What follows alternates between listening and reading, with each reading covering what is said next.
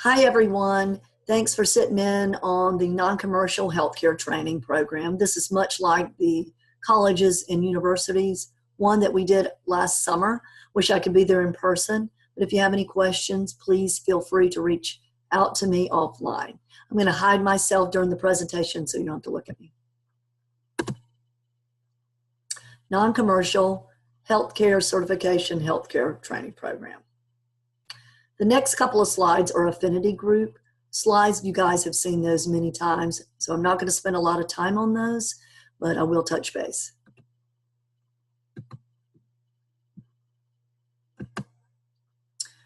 Our mission statement for affinity group: connecting our strengths to help our clients and customers succeed with outstanding execution and a choice of local, regional, and national coverage.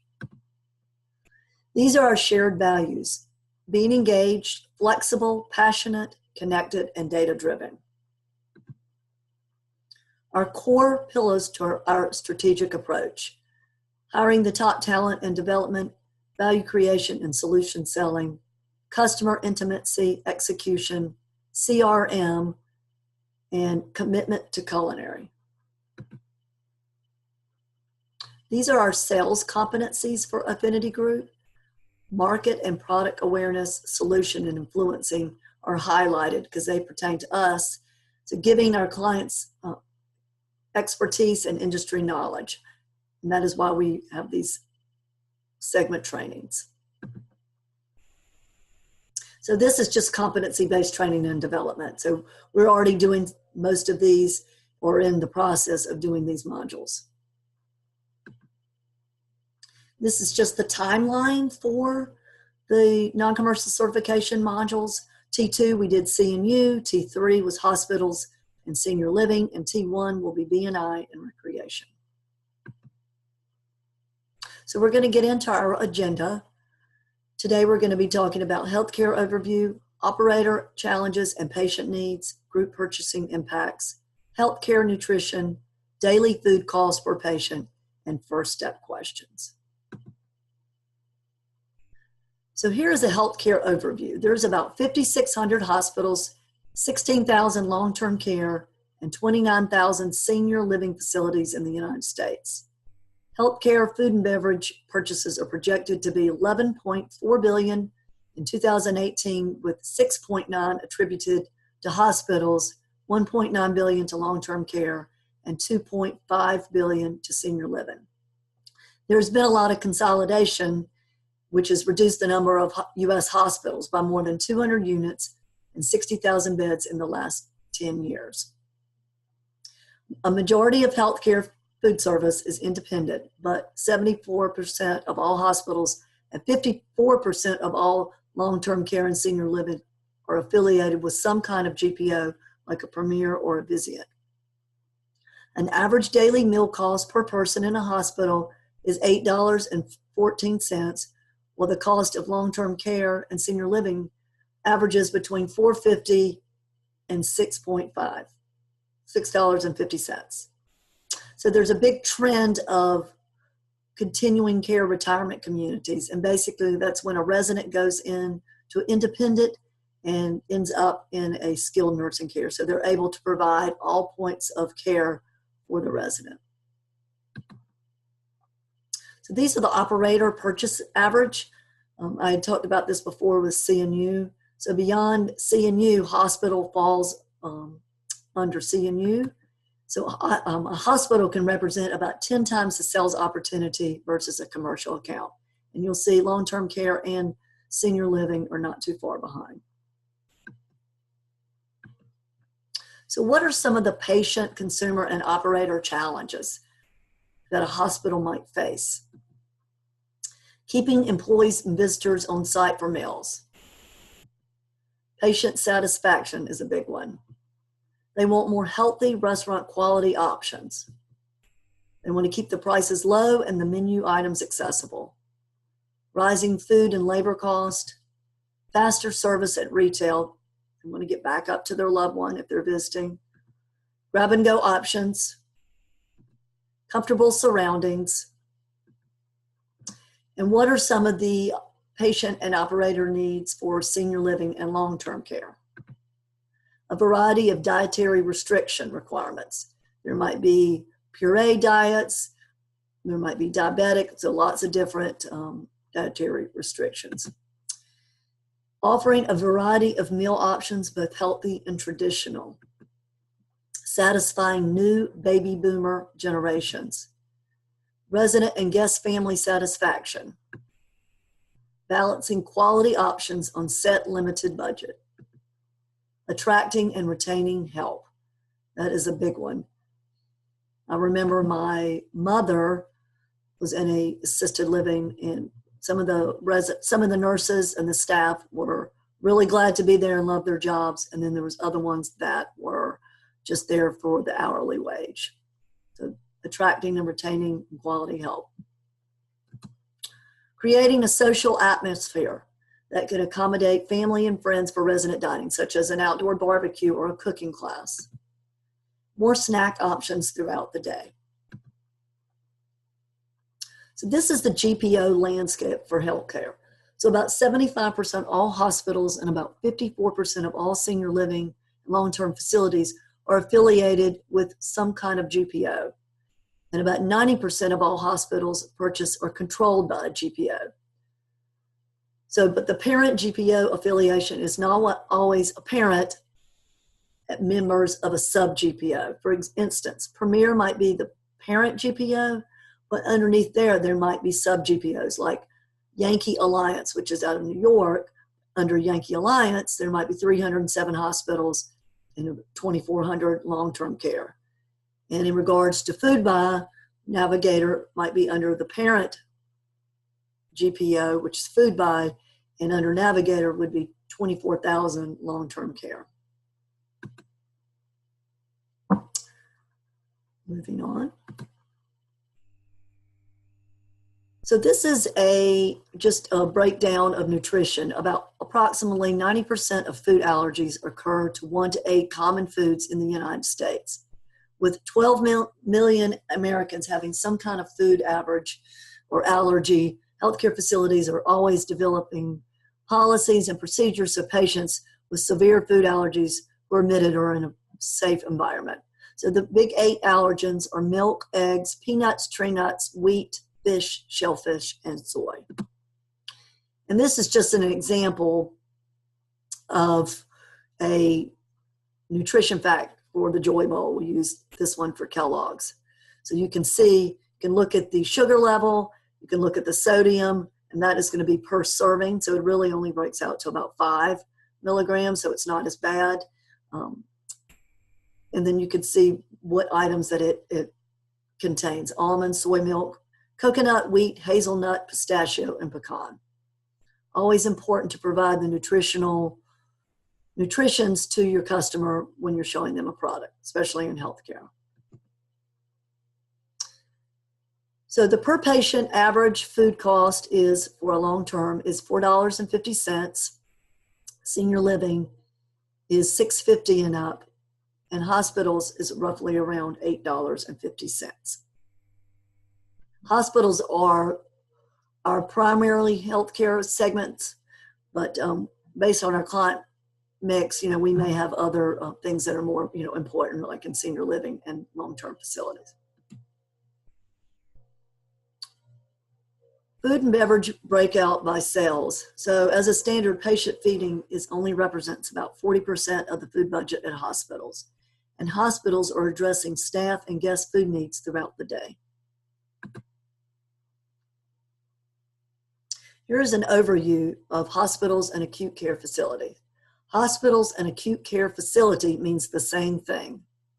Patients admitted into a hospital are usually very ill and are scheduled for surgery or giving birth.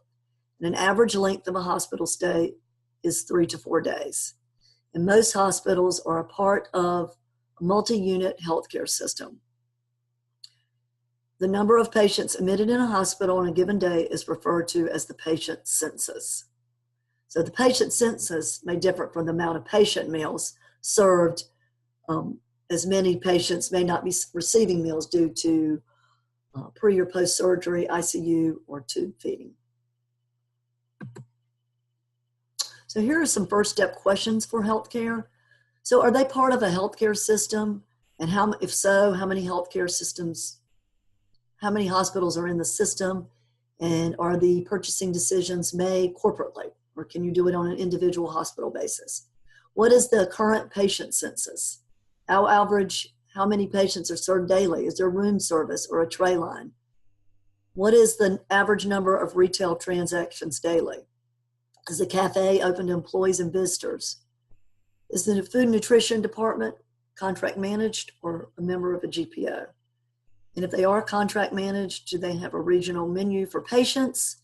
And do they have flexibility to make changes locally? Or how often do they make the changes?